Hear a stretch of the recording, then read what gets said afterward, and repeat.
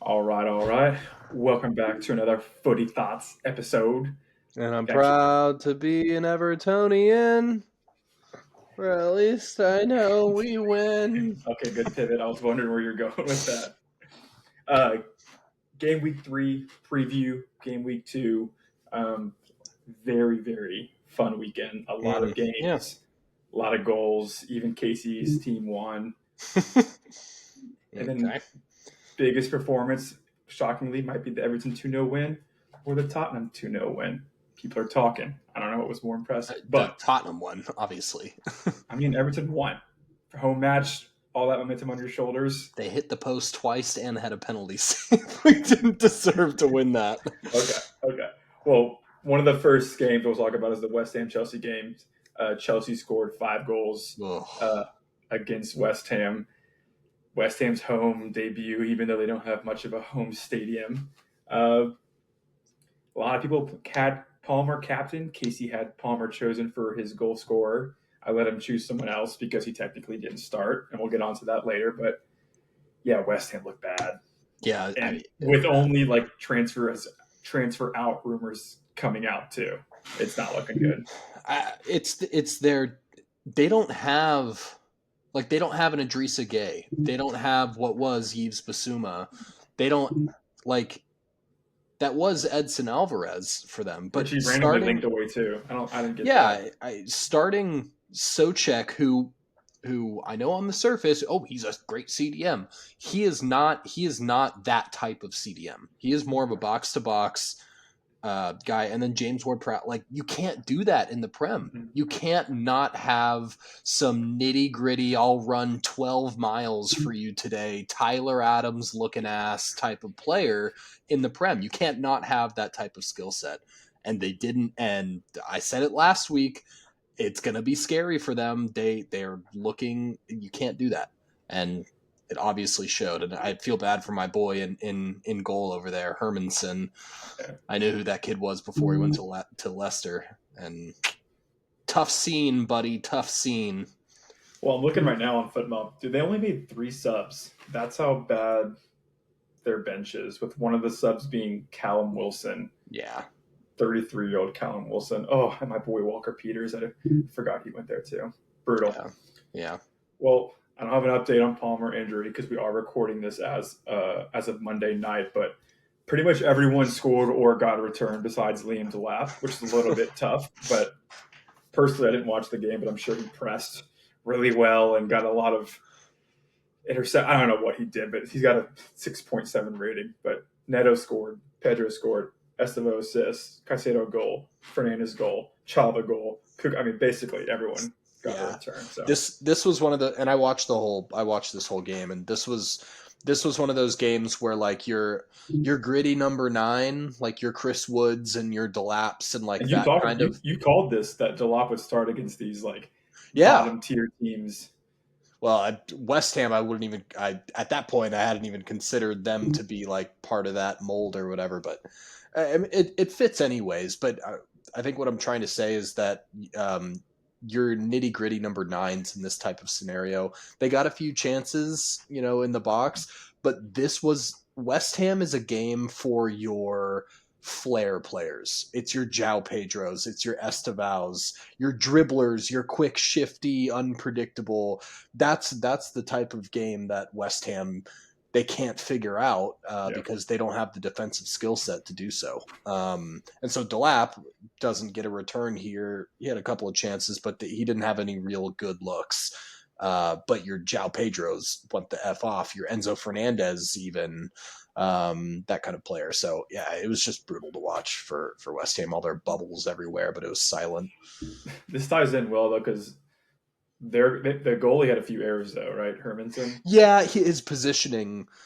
He was getting pounded the whole time. His back line wasn't, and this is my kind of defensive side coming out. He looked bad. Let me just clear the air there. He was not in good position for a lot of that, but I will say you can tell he came from a Leicester team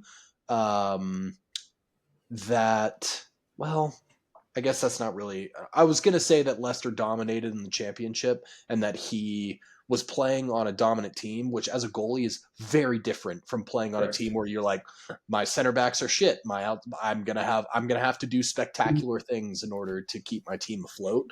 Um, yeah, but his positioning was bad on a few of them. You could tell he was shaky on set pieces. I Yeah. mean, I mean, Chelsea had so many set pieces, and that's pretty terrifying for a goalie, to be honest. Yeah. Well, I was going to say to move on from the game, but it tied in pretty well to the Man City Tottenham performance, specifically James Trafford. Uh, Yep. Pep with a pretty bold call, with a pretty bold call of just benching Ederson. He's got some links away, but he was on the bench for this game specifically, and I think Tottenham deserved the win. But Trafford, his pass, Diaz hit the goal kick to him, just like a little side pass, and then he had whoever Nico checking in. Horrible pass straight to Sar, who hits it to Yep. Richie, bounces around, Polina goal. Kind of the same tie with Hermanson, just not great goalie performances. Who knows Yep. if Trafford will stick around, but just to touch on Tottenham, we deserved to win based off watching it. I agree. And I've been telling people, it's like, look, we go to City and we win. That's not new. And that's like a bold thing or like cocky. Like it's like we have done that before with old coaches. I want to see us go to Chelsea away or Arsenal away and at least have the lead in the first half. That's when I know that like, okay, Thomas Frank and his tactics, those are sound. Those are just like obviously we're going to concede a goal eventually. We're going to lose a game eventually, but like tactically, he man marked City when they had the ball, pressed when they needed to, sit back when they had to, and it was executed perfectly. So not to spend too much time on that game, but overall was fantastic. The classic Brennan Johnson tap in, even though it was a decent finish at the back post. Richie somehow our leading goal scorer and creator after I've been shit talking him pretty much all off season. So if that's all it took, I'll continue to shit talk him and I'll continue to wear his jersey. Well, I'll do it. No, and I have a couple of thoughts. I think this game we should definitely talk about this for a while Okay. because I mean this is a huge win for you guys, and I think it's the to your point of going away to Arsenal or going away to Chelsea and Well, yeah, getting a that's like dub. historically those two specifically. We've had like, I mean, of course Liverpool, but I don't expect us to go to away. But I mean, like Tottenham specifically away to Arsenal and Chelsea have been like close your eyes and just like almost don't Yeah, watch the game. yeah. I think kind of adding to that point, what I would like to see from Tottenham, from Thomas Frank's perspective, is not even going away to those teams, is playing those teams at home in London and visibly controlling the game and frustrating a team like Arsenal and like Chelsea. If that is, I feel like that's a really good path forward where it's like, oh, Tottenham's taking that next step. Like I'm watching them play at home with confidence to an Arsenal team that is relentless, but they're controlling the game. They're frustrating. They're being smart. You know what I mean? Like, Yeah, kind of adding to your point, I would love to see that side of it where it's like they're in such good rhythm that at home in front of thousands of their own fans, they can control the game and play with confidence with nice silky passes and all that kind of stuff. Um, and then I also want to shout out to Paulinho. I know it was really just his goal that gave him the man of the match and stuff, but this is what having a CDM, yeah, a six like that does for a Premier League team. Just going back to that West Ham point that I was making earlier, like you cannot be a successful Prem team without a player like him. Of course, there's different levels to that type of player, right? You got your elite guys that are in that kind of role, which Paulinho is one of the best in the world at that position. It's crazy. But now, I mean, Tottenham fans are starting to see exactly what Paulinho will bring to it, Mhm. which is massive. I mean, it's so undervalued and undernoticed, but so massive. What's crazy too is that to sound kind of cliche is that it's his leadership that's equally as important too. He is like so vocal back there, and especially like in the PSG game, I noticed once he got subbed off, he was still on the touchline like yelling, and it was literally his first competitive game for us. He was taking on this leadership role, but he's only been here for 7 days before that, 10 days before, not even that. But for me, though, the real breakout player is going to be Pape Sarr. He's not going to get all the returns and everything, but he's the most pressing 10 without the Yeah. creativity. He actually got the flick on to Richie and then Richie's run into Brennan Johnson. So he got Yeah, the hockey assist on that, and then he also got the hockey assist actually on the second goal. So if I think he's the sneaky breakout player, I and like that. it's been a nice pivot tactically because honestly, I don't know where we would be only 2 games into the season, but Madison would have started over him. There wouldn't have been room for Sarr to play because it would have been Bentoncourt and Polina. So maybe a little blessing in disguise. Never want to root on an injury, but so far so good. Now, just to speed things up a little bit, would you like me to go into specifically the rest of the games in terms of the Um, 9 a.m.s and then go to Arsenal? let's just I want to look personally. Just real quick, a point on Brentford Aston Villa. Once again, Villa is just disappointing. I mean, they had a lot of the better chances in the game, but I don't know, man. They look discombobulated right now, and it's not great. But I also wanted to make a point on Dangle Atara, especially for Sure. fantasy. Yeah. This was his Or debut Brentford. game for Brentford after the transfer, and I mean he was getting into really good positions. And we've known that from based on his time at Bournemouth, he wasn't like a secure starter all the time. They put him at left back a lot. It was kind of an experiment with him at Yeah. Bournemouth, but like he always looked like I mean, he's fast, he's super athletic, he was getting into really dangerous positions. Um, I think that this brand new Brentford team with a lot of different changes, coaches gone, like I mean, so many different changes. I feel like there can still be a really good spark. Yeah. I think that was an incredible signing for them, and he could be a major breakout player for them, and very relevant for fantasy, and very relevant just for everything. I'm pretty sure he had defensive contributions too on top of the goal. Yeah, he So runs. He runs like he's a 6, but he's got the goal scoring ability of a 9. It's really impressive, honestly. So we'll keep an eye on that going forward because he could go on a streak. and then to actually continue on, and we'll touch on it briefly, but Bournemouth 1-0 win against Wolves. Another Semenyo, we all know who he is, but could have his breakout season even more now before then get him move away in the summer. But he should have had a goal as well. He was my pick for the goal scorer. Oh, He he should have had a goal. smacked the post, of course. Yep. Burnley 2-0. Not that this guy's going to have a breakout year, but your boy Jaden Anthony, Jaden goal, Anthony looked really goal good. assist, He looked should really be the good. talisman for Burnley. Yep. Probably too early in the season to call that a 6-pointer because it was Burnley Sunderland, but nice convincing home clean sheet, getting them their first Premier League win. And then Hand raise real quick. Yeah. Actively and consciously benched Sanchez on Chelsea for Dubravka and benched Van de Ven for Esteve, yeah, Esteve, which worked out, but I actually get Van de Ven back because of Palmer. So yeah. I'm just putting that out there. A little crazy play. Sometimes we know what we're talking about. Okay, the last game Saturday was Arsenal Leeds. Another game I didn't get to watch, but I got to watch some highlights and stuff after. You know, we know Arsenal is a set piece team. Timber getting 2 goals, very random. Even though I did He was say all that, over the place, man. even though I did say Ben White's injured, take goal assist for whoever replaces him. That hit easily. I don't remember that, but nice. uh, I don't want to say I'm convinced. Not that Arsenal's attack and performance needs to convince me, and it was Leeds at home, but it's nice for their first home game of the season to have that stable win. But what we were kind of briefly talking about was I wanted to see them go convincingly up 2-0, 3-0, and it not be set piece goals, which it kind of was. Eventually, Gyökeres, he scored, and Saka had scored, so it was a mixture because their first goal was a set piece goal. But good to see him get off and going. We'll talk about it in the preview, but I actually kind of expect Arsenal to give Liverpool the business this next weekend. Odegaard and Saka injured. Oh yeah, it's a good call. Saka's out after the international break, but I think Odegaard's actually going to be fine. Okay. Crystal Palace 1-1 to Nottingham Forest. Classic. Well, the only thing I want to touch on is that I actually predicted Forest to win. Palace surprised me first game post Eze. On how they performed. Maybe it's what's his name? Esmile Sarr? Is that his first name? I know it's Sarr. Ismailia. Maybe it's his turn to come have a breakout season, even though he had a decent one last year.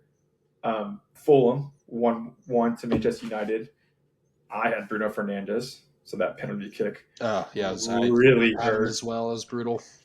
And we'll actually dive in a little bit deeper later on this, but I was inspired by United's attack, just like I was during the Arsenal game. Obviously, they're not finishing anything yet, but we'll touch on that a little bit later. So it's good to see things coming up. Sesko's got to start soon. I don't know why He's he got to keeps start starting. soon. Yeah. It's got to be Cunha and Embuemo and Sesko. Like once Mm-hmm. that starts going and they start scoring goals, like you guys can chill out, United fans. Like it's not going to be like last year. I promise.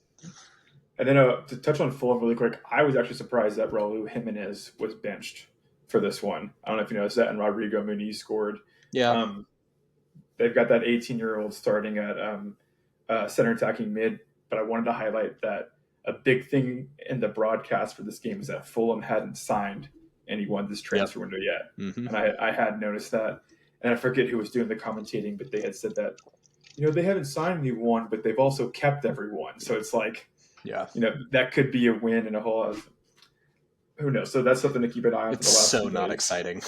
Like, it's not like they're a power. Like, it's not like when No, Tottenham. but they're a good Premier League team, like, and they always have been. And it's just like, as a fan of Fulham, that would suck. That would suck. It's just like, okay, we're getting they kept 12th Anthony again. Robinson. They re-signed. I mean, like, it's not like they Tete was about to come over to Everton, but yeet.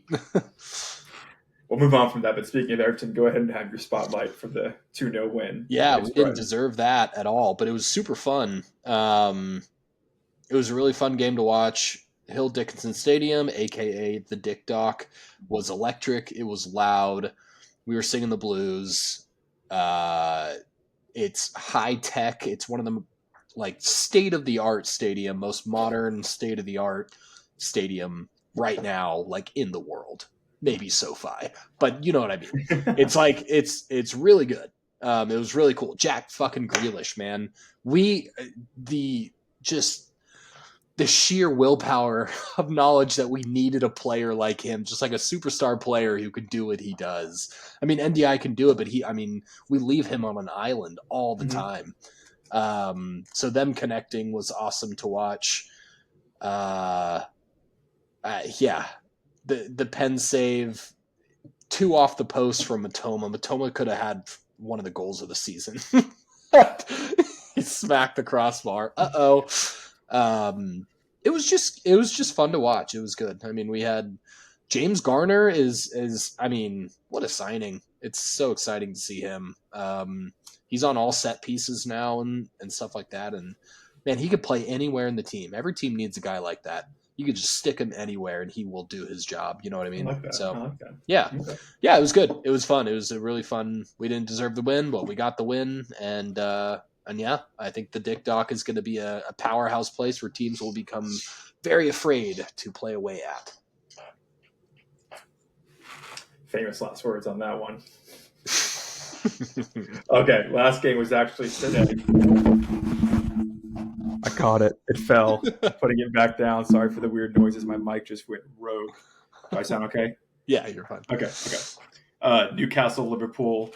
Wow. Really game. Really fun game to watch during What a work. game. Would recommend. Yeah. Not great fantasy-wise. 2-0 win, red card, concede 2 goals, and then winner. Thankfully, Salah got the assist. But overall, awesome game. It gives me confidence with my Arsenal take later. How just it's not Frimpong. It's technically Szoboszlai at right back, and then Kirkes. There's no defense there. Yep. And then whenever Kirkes is back, he's getting mossed by Bruno Guimaraes, who's like maybe 6 feet tall. Yep. So set pieces, which is Arsenal's MO, hint, hint, could be a big factor in their game this weekend. But I think Liverpool did deserve it. I mean, they did score 2 good goals to begin with. I don't know what happened for them to collapse early on in the second half, but great finish by the fresh 16-year-old. And I looked up his name beforehand, Rio Numaha, ex-Chelsea Academy product. You anything you want to add to this? Not really. I will say, I just want to pat myself on the back, and I didn't really talk about it much, but I very actively avoided all Liverpool defense in FPL this year. not because I was like, oh, they're never going to keep clean sheets and they're going to be this bad, but because changing both of your left and right back that you've had as like staple players for Mhm. years and years, and then having some changes in the center back. Obviously, Van Dyke is Van Dyke. Konate is not it. Mm-mm. He is not the player for Liverpool. He's not the player for any team like this. He is prone to make mistakes, and he is not a good passer. When you're playing in a Liverpool team like this that expects the center backs to be able to get the balls to their wingers and center mids with ease to move the ball up the field, you cannot have someone like Konate who has a poor first touch. His defensive capabilities are great, right? His heading, his aerial ability, his tackling, a lot of that's fine. But his ability to pass out of the back and find his midfielders to spark an attack is horrible. He's a liability, major liability. And then they've got these wingbacks who are just they're trying to mold into the team, right? It's going to take a Yep. little while. Anyways, I just don't think it's going to be a lot of 3-2s and 2-2s and a lot of that for Liverpool this year. I picked Van Dyke too because he would get defensive contributions, which he did tonight, but it took him from 1 point to 3 points when I was hoping it would take him from like 6 points, to 8 points, but Yeah. whatever. Okay. Yep. That was our review. Game week 2. We'll pick it up here with game week 3. Some good games. It's a weird Um, one. Later on on Sunday, like I'm interested in this obviously Liverpool Arsenal, like I said, but Of like course. it's this last one before international break. So a theory that I'm working on is that, and it's probably obvious to plenty of people, but like the games before the international break, usually have those players that are like, oh, I want to make sure that I'm healthy for my international team, and maybe there's some drama there. But like for example, Richarlison and Christian Romero, but maybe Christian or Romero, now that he's the captain, won't have that problem anymore. But anyways, we can start with the 6:30 game, Chelsea against Fulham. Palmer probably won't be healthy again. It is Monday, so don't quote us on that. But just based off how Fulham played, I could see both teams to score here. Not sure who, because even granted it was a Paqueta bomb, and I guess you should have mentioned that on the True. read. It was an insane dip swerve, but Yeah, it was a great shot. should be another easy Chelsea win. But I expect Fulham to score there. What Yeah. about you? What do you think? It'll be gritty, I think. Fulham playing any London team is always a game. They'll have chances. They'll crack the back line of Chelsea. They will. I would say yeah. Both teams scoring, I think, is probably a great shout there. I don't see Fulham scoring more than one goal, Yeah, and I see Chelsea not scoring more than 3 goals. It's going to be one of those. Maybe go a 2-1 or something like that, yeah, I like that. 2-1 Chelsea sort of thing. Yeah, it's going to be a classic London gritty game with a gritty Fulham. So Chelsea tied their first game, so that would have them go into their national break 2 wins, 1 draw. Pretty good spot to be in. The 9 a.m. game slate, we got United, Burnley, Sunderland, Brentford, Tottenham, Bournemouth, Wolves, Everton. Do you want to start with your game? Um, yeah, I'm a little bit worried. So I think a pattern that I've noticed, and there haven't been a ton of like examples to back this up, but it's kind of a general vibe. Like when a team gets a brand new stadium and it's not already like a powerhouse team. I feel like the away versus home form is way like there's a huge gap in It's it, like night right? and day. Yeah. Yeah, like there's an average out that a lot of teams meet where they get some wins away, they blah blah blah. But when a team is in a brand new stadium type of season, I feel like the home wins just like drastically get up here, and the away results Sure. are way poor. So I'm actually worried about this game because this is a classic. This feels like a classic Everton F up, where maybe we score the first goal and we look like we're doing pretty well, but then we concede some set piece chances that just shouldn't have been conceded. I think my ultimate prediction. I don't know what's going to happen, but my ultimate prediction is that Wolves get their first goal of the season versus us, and Okay. it's Strand Larson. That is my prediction there. So it's going to be a weird game. It's very I, unpredictable. I think talent-wise, especially with Tyler Dibling joining you guys today, not that I think he starts or maybe even makes an appearance, but I think y'all clearly have the. We have depth. But y'all had not Who only would have the depth, thought? I think you have the betting starting roster too. But like Yeah. you said, it could just be the factor of the home and away performance, and especially the emotional high of winning the first game Our at the back line kickoff. is still decimated too. It's like until that's fixed, like we need to sign outside backs. It's just And Wolves weird. looked good at home against City too, so They did, maybe yeah, that does kind of carry over. they did. Uh, we're gonna move on to the Tottenham Bournemouth game. The best way I can sum this one up is that historically, and it may just be an Ange thing, like the game before the international break has been just like the worst thing. I'm pretty sure we lost to Leicester last year at home 2-1, and it was the game before the international. Like it was just for some That's such a reason random pattern. it is insane, and it's just like almost it's like all the time, and especially if you're like the Tottenham in the ITKs, they're always like classic. Tottenham can never win right before the international break because like all of our players fly to South America and Or they're wherever. checked out a little bit. Yeah, Yeah. but of course I'm afraid of Semenyo on this one. However, and this is actually pretty funny because it's becoming more and more popular. The Jed Spence Centenary, like penitentiary. I butchered that. Jed, like whatever the combination of the word is. There's this guy who made a meme template he made it the first time we played Salah or played Liverpool. He locked down Salah even though we lost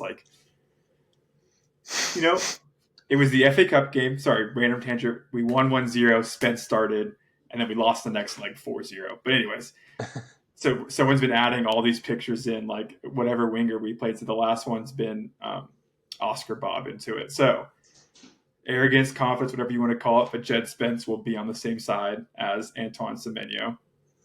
So maybe that we can lock him down in Thomas Frank's tactics we trust, but should see Richie stay pretty active at this one, retain his starting spot. I'm not quite sure how that's going to affect Dominic Solanke long term. Maybe he gets the UCL run out. But for now, it doesn't. It seems like Richie's just he's not. He's getting a lot of great coach speak. He's looking more than confident on the field. He's winning the long balls. He's making assists. Obviously, he's scoring goals with 2 bicycle kicks. So I would predict a win. Maybe we finally concede. Maybe it's a 2-1. But yeah, obviously we're both biased, but I'm going to go with Tottenham on this one. I like that. I just want to quickly add that I do think it's cool that Thomas Frank has come, and I know Solanke was injured and there was whatever it was, but I like that Thomas Frank is coming in. He's like, I'm the coach.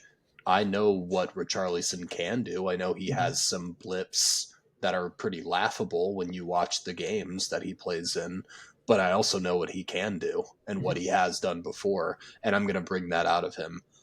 And it sounds like he's doing that, and he's got trust in it. I don't know, Thomas Frank. I admire Thomas Frank a ton, even not just because of this transfer and watching Tottenham, but just because of how Brentford has played and just how he manages his teams and gets the best out of his players and all of that. So that was just kind of a tangent. Yeah, I like that. The other 2 games just said the United versus Burnley, new promotion team newly promoted team Burnley. We beat them 3-0 game week 1, but surely this is the game where United finally gets off, especially with their surely. What I don't like FPO wise is Bruno playing in the holding pivot once Casemiro got subbed off and Sesko came on. Mount came down, and it was the 5-back, Mount, Bruno, and then the attackers. So maybe we see him a little bit further. No way I can transfer him out against Burnley, but no, I'm not doing that yet. But it's tough. It is tough. His position feels different now. It feels different with Cunha and Mbuemo, which is not necessarily a bad thing. He's getting defensive contributions, and he's still on all set pieces, and we know what he can do. But at the same time, it's just he's playing so damn deep now, and it's. But I will say, I said it last week. I was like, Benjamin Sesko, when he starts, I thought he was going to start last week, but they started. Oh, I guess Cunha. At first, when I looked at the lineup, it was Mason Mount at the 9. I was just like, "What are we doing, folks?" Anyways, I think Sesko. I think Sesko starts here, and we're about to see. We're about to see some Man United goals, guys. Are you ready? I hope I just jinxed it, but sorry. We can move on from that. The Sunderland Brentford game. I'm just gonna kind of stick with my same thing and just watch out for Brentford. Said it game Yeah, week 1, they got embarrassed. They beat. They won game week 2, and then now they're away to Sunderland, which just shouldn't be a hard game. I still think people are sleeping on them. Dango Atara, we already touched on him, but maybe Damsgaard. maybe Sunderland sneaks a little point away right before the international break, kind of get the season off started, and they could come back. So I can't imagine they have too many international call-ups for Sunderland. Yeah, Maybe, probably. maybe, Xhaka. yeah, sure. I think he can handle an international break and come back. Yeah. So 2 more weeks to get even more dialed and see if they can get going into the next international break. Yep. Okay, 11:30 game. We have Leeds Newcastle. When watching this game today, I was actually thinking about how Leeds. I was convincing myself how Leeds could get at least a point. Anthony Gordon red card. Maybe Fabian Schär is actually more injured than it appears. Joe Ellington went subbed off injured. Like who? Like is Jacob Murphy gonna run around on Leeds? Like Harvey Barnes, who's done nothing. Leeds are healthy, and they're at Ellen Road. They already got their first win of the season against Everton. Newcastle's coming in with nobody. Yeah. I sneaky like Leeds to at least get a point. And if they don't get a point, it's because Newcastle has sat back. Because I don't know how they're going to score goals. Yeah. I don't.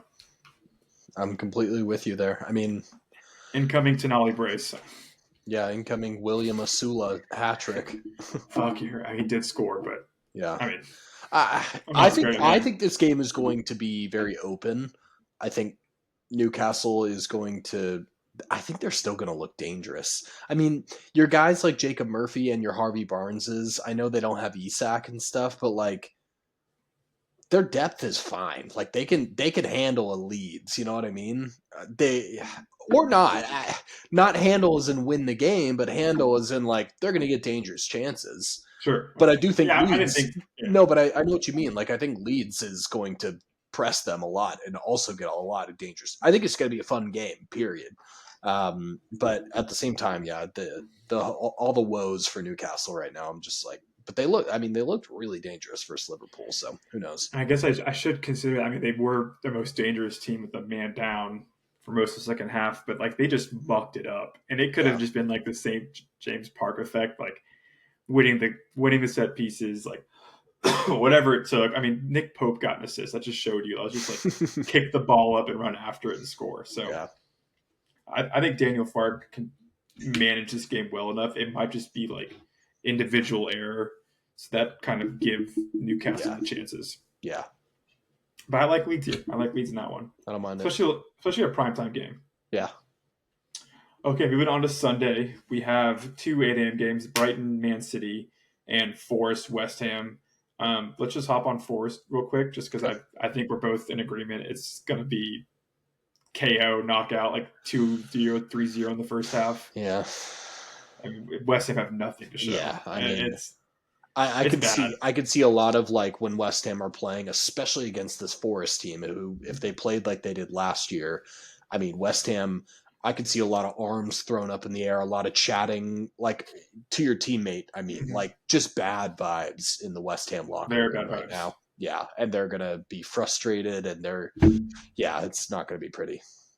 And to be fair, Forest, Nuno has these random issue with their owner now. And I saw this over the weekend that like even Nuno had said in the press conference that they don't really get along anymore. I'm not sure why the issue is. I never caught on to that because they have plenty of transfers coming in. So I don't know. Maybe it might have been a background issue, but as of now, Nuno's still the manager, and I think one, it's an easy win, but we will probably still see him through after the international break. Yeah, We can go into the Brighton City game. Loki, good The, game. Very, but it's just classic, like, take the bait, like, take the cheese. You're like, oh, like, City looked awful against Tottenham. And then, like, oh, maybe Brighton has a chance here, even though they lost Everton. Yeah, it's probably City 3-0, 3-1 win. Like Yeah, it's just yeah, I agree. written. Well, and Brighton's just a team that they it's hard to like pin down what exactly Brighton is, but they're essentially one of the best academy teams in the world. Like if that makes sense. Like all of their guys are super young and their whole business model is centered around their analytics and scouting department and things like that, which is really cool to be a fan of a club that is so modern like that. But at the same time, they have a philosophy of keeping possession, keeping the ball, and having these young guys just really create some awesome flair and some great goals. And a team like Manchester City can take advantage of that anytime they want to. Mm-hmm. And I think it's going to be a very fun game. There's going to be a lot of like great dribbles and like cool highlight reel type of stuff. Um, but ultimately, I think Brighton is going to open themselves up to Erling Haaland just absolutely wrecking everybody. I Yeah, was it's gonna going to be a say fun game. I liked the idea of Matoma and Minta in this game. The same way we kind of exploited them out wide, I could see them kind of running rampant a couple of Yeah, times as well. I agree. But Yeah, I totally get what you're saying. Like it just takes one little flair from City, and we can say it's about every game. But like, give me Holland against Lewis Dunk every time. Like, yeah, give me yeah. that 1v1 every time. Ooh, okay. Oh. This is a reindeer game. From what I saw in the first game, and just like, and this could be just like some home hope because I transferred him in immediately after After that the first goal. game week. Yeah. I feel like this is a reindeer Holland game. Okay. Okay. Okay. The 10:30 game is Liverpool Arsenal. I've already hinted at it, but I do think Arsenal, even without Saka, I think I don't even know who would come in. Maybe it would be in Werner, Yeah. maybe Trossard, but I don't Probably Trossard, see. I would say. I don't think that's too big of an issue because it's just going to be set piece FC this game, Yeah. and the way that Liverpool have looked at the back, like I expect them to score, sure, fine, but Arsenal, I just maybe a 2-1 late goal. Like of course I don't imagine Arsenal going to Anfield and keeping a away clean sheet, and I maybe just be putting my blockers up and just They won't. remembering how Liverpool played this afternoon and seeing them play a man up and still get like demolished. I'm currently as a Monday night leaning Arsenal. What about you? Um, I don't know what the hell I'm leaning here because I feel like this is going to be like one of those games where you're like, holy, we're so pumped for Liverpool Arsenal. Like, it's such an exciting game, blah, blah, blah. And then they start playing in the first 30 minutes is just 0-0 like, at half. Yep. well, not even just 0-0 at half. It's just like slow and methodical. But then the last pass just breaks down in a really dumb way, just Yeah. going both ways. Like the first half ends with like 4 shots for each team all off target or like one minor chance. You know what I mean? Yeah. Just like Yeah. one of those, wow, such a good game, but it's so methodical and just like these are two title contenders right here and they're just going to play right before international break. I mean, they're just going to play through the motions. You know what I mean? I do So I like can that. so I can see it being but here's the thing in the Prem with these two type of teams is the game can be looking like that and it'll end 3-2 somehow and you're just like, how did that happen? This game was so slow for a while. So this is a very unpredictable game for me, but I do think we see some like slowness to it. You know what I mean? Well, as we stand here predicting it, do you want to guess? I'm in the head-to-head tab right now. Do you I've want to already guess? looked. I've already looked. Oh, 2-2. so the 2-2. 2-2. Yeah. well, fuck my prediction. One, two, three, four, five, six, seven. The last 7 Premier League games have seen both teams to score. Yeah. So I technically did say 2-1 That's without looking fair. at that head. That's fair. All right, last game. We'll move on, or we'll get on to it pretty quick. The Villa Palace game. Surely Morgan Rogers does something. Not even Ollie Watkins. I need some Morgan Rogers love. He needs to be on the ball more. All of that. They have to. They have They to have attack to. this as a less Palace. They have to. They have to. You can't But you can't start the season. Well, I guess Newcastle's not super easy or anything, and I guess Brentford. Well, and they also got a red card in that game, so not that you can write that off, but I think they got it in like the 60th minute. They got to score a goal. You guys got to Yeah. score a goal. You know what I mean? I don't know who it's going to be or whatever, but like, let's see some goals, Villa. You know what I mean? I don't know. Which is crazy because they had a bunch during preseason too. They couldn't stop scoring. Yeah. You know who they need to start? And you might not have heard this guy's name, but I already this knew guy where named you were going. Daniel Ballin. I think they need to start this guy. It's Doniel, actually. Give this guy some minutes, you know? Agree. Indispensable. Scottish John McGinn. He's the captain, so he's got to. No, I mean, and he's one of the best players on the team. Like you don't bench him. No. But anyways. Are we overlooking Palace though? I mean, I am, but I just okay. And I wanted to kind of touch on this when you were talking about them earlier. I get that, like, Ismail Yassar, I think, is a very good player. But he's more of a finisher than he's a creator. Losing Michael Olise and then Eze within, a year? I don't know how long. Year and a half, maybe. I don't know if it was a winter transfer. Either way, those are two absolutely world-class players. And Ismail Yassar and this Devaney kid that they keep starting is doing nothing. Yeah. That ain't it, son. Mm-hmm. So and Mateta's awesome. Love Mateta. Daniel Munoz is awesome. Love him. Tyreek Mitchell, honestly, awesome. I don't know. I don't know what to do with Palace because I still think they have really good talent, but losing you have to find the next Eze, which is nearly impossible. It's hard.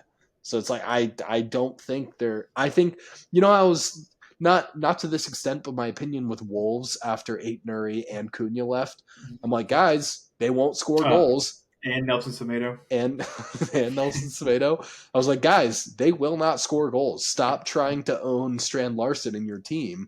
Guess what? They haven't scored a single goal, and they've been shit on in the first two games. Yeah. Well, I was all over Mateta, but I kept saying caveat, I won't be on him if Eze leaves. I think that's very fair logic that people should be thinking of. But I don't think it's to that extent of Wolves, but I do think it's there. Like, Eze was a very key player to this team. So, well, the one thing they have going for them is that they established creativity out wide last season with their fullbacks, and we already saw it last week with the Munoz assist. So it's not like they're completely null and void of attack, but they don't have no one's going to get their hopes up that this Devaney kid is breaking down the left channel. Like no one's going to expect anything. Again, like I said, I think Sarr is more of a finisher than he is creator. So they're going to have to find, I don't know where they have the SA kid. Yeah, where I was like, we have Eze at home. SA. Yeah. Hopefully he can develop it. As of right now, again, I like how you said that. It's not the Wolves level, but they are. What are they? Yeah, who's stepping up? Who's stepping up? Yeah. Okay, yeah, that was the preview of game week 3. If it made any sense to anyone who was listening, but those are our takes. We'll wrap it up with our one and done tournament. To update, Casey and I are both 1-1. Casey has chosen Watkins, and he has chosen Gyökeres in game week 2, which clearly hit. I had game week 1, and unfortunately had Semenyo game week 2, who should have scored, but that doesn't count in this. So since I lost, I get to go first, which maybe doesn't make sense now that I say it out loud, but that's how we're doing it because we did it last week. I'm going to take, and this could be bait, this could be a huge failure, but I am taking Chris Wood this week to score against West Ham. Yep. The second time in 3 weeks that Joey has stolen the player that I have identified. Who did I choose? Oh, Cunha. That's right. We are going Cunha. Well, shit, I want to do Sesko now, but I don't know if he's going to start. We'll do Cunha. We'll stick with Cunha. I'll give you Sesko, and if he doesn't start, I'll let you have Cunha. Really? Yeah. It's pretty kind of you. I'll do Cunha anyways. Okay, because I was saying maybe maybe you might want Sesko later on when he's actually like Yeah, in true. form Very, and like very good point. he's starting. Yep. All right, Cunha yeah. it So there is. it is. Chris Wood versus West Ham, and then Casey has Mateus Cunha home against Burnley.